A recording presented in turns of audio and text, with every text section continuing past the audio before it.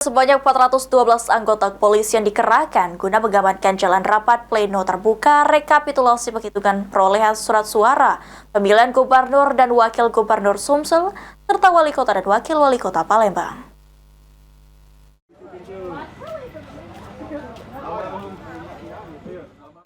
Sebanyak 412 anggota kepolisian dikerahkan untuk mengamankan jalannya rapat pleno terbuka rekapitulasi perhitungan perolehan suara pemilihan gubernur dan wakil gubernur serta wali kota dan wakil wali kota Palembang di Komisi Pemilihan Umum KPU.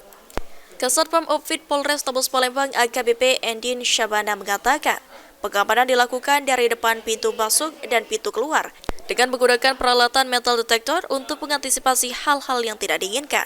Sedangkan untuk pengamanan dibagi menjadi 2 shift yang berlangsung selama 3 hari hingga hari Jumat mendatang. Baik di pintu masuk di sektor maupun di pintu keluar, kemudian ini dipimpin oleh para perwira pengendali. Adapun di pintu sektor, kita sudah dibantu dari Direktorat Pemopit untuk peralatan seperti X-ray, metal detector dan sektor. Kemudian dibantu oleh personil Pemopit Polda maupun dari Polres. Jadi sifatnya penebalan ya, seperti saya sampaikan tadi bahwa jumlah personil ini sebanyak 412 ini.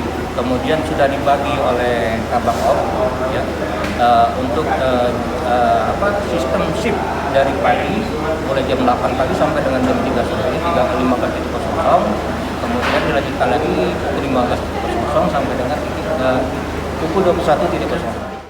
AKBP Endin berharap agar kegiatan ini dapat berjalan dengan tertib dan lancar tanpa ada kendala.